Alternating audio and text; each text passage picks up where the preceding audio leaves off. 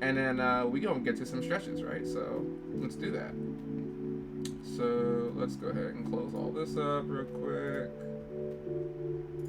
All right.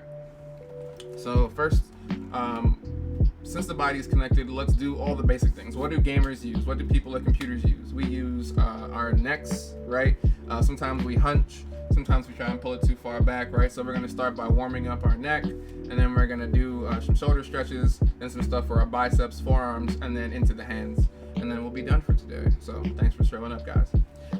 Now, as for the neck stretches, so you've seen people do stuff like this and stuff like this and whatnot.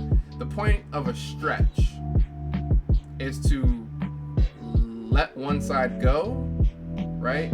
Allow it to be stretched, and for the other side to do as little work as possible in attempting to help pull that side. The reason being is you don't want to pull something else or get another injury while you're trying to stretch one side. That would be completely pointless, right? So let's try and avoid that.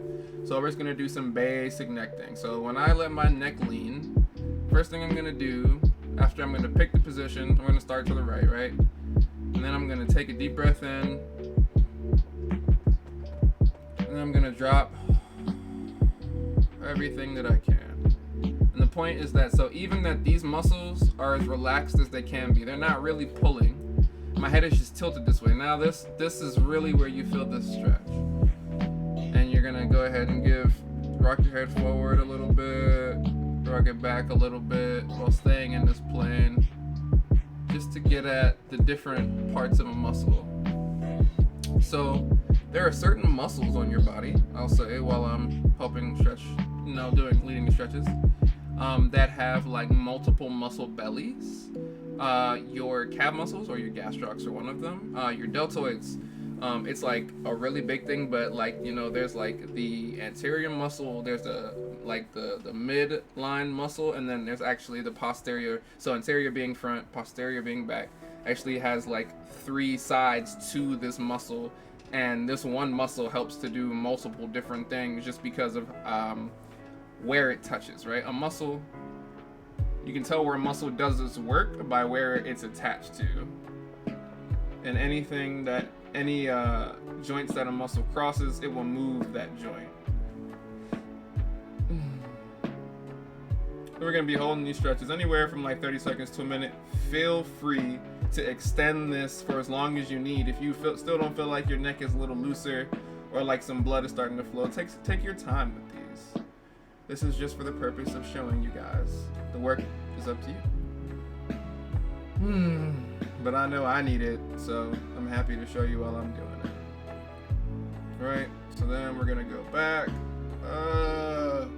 So for some people, the back of their necks will be tight. If you are in a chair where you can lean back, go ahead and lean back into the chair. And as this starts to loosen up and the back of your neck is not feeling so tough, you can go ahead and sit up and allow yourself to lean more into the stretch. But for people who this doesn't bother, just go ahead and you can start leaning back. You can also do this off the edge of your bed just to help stretch. There are 2 major muscles here. We'll just call them the SCM. It's a long name. The sternocleidomastoid. And it's a muscle that extends from here, the collarbone, and then it kind of goes up into your jaw. And it is responsible for a bunch of wonderful things that help you do movement. Like basically all like the forward plane movement of your head is helped and maintained. And if it gets, if you have problems in your SCM, you probably will have some issues with your jaw as well. So if you're getting a good stretch, you'll feel it here and you'll feel it all the way behind your jaw. Yeah, we're gonna do some gentle rocking so that you get a full range of stretch. Remember, do not force your head back. Let it lean back. If you are feeling anything, any discomfort, ease up on the stretch. Do not force anything.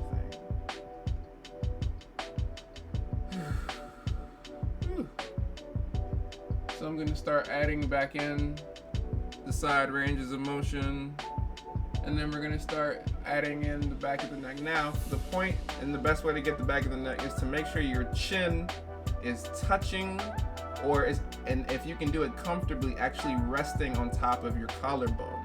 If you're doing this, you're gonna get some muscle. You're gonna start pulling at your traps actually, but then when you actually put your chin into your collarbone, you're gonna start getting more of your neck muscles and some of the muscles that directly go into the back part of your head, which is like the occipital region of the skull. Just giving you all the scientific terms, but it's just the bottom back part of your head basically. And make sure your chin doesn't have to be touching necessarily, but when you bring it to your body, it should be at or above your collarbone. Oh yeah, that's a good stretch.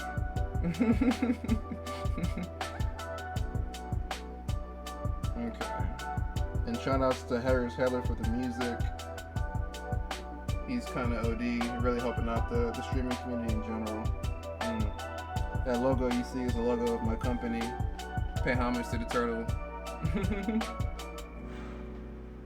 Sponsored by T.O.B.A Massage. It's me. Hi. Take off and be alive. Alright, advertisements are done. Now we're going to give full range of motion.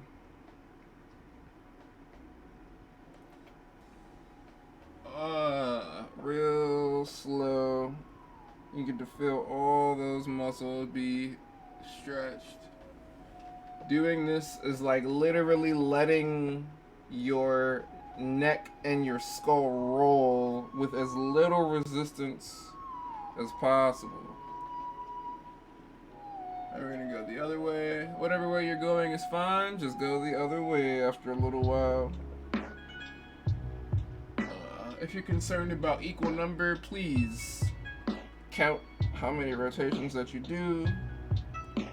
I'm not that concerned. I'm kind of just going with examples and also what feels good. So do that. Do what feels good. Just make sure to stay relaxed.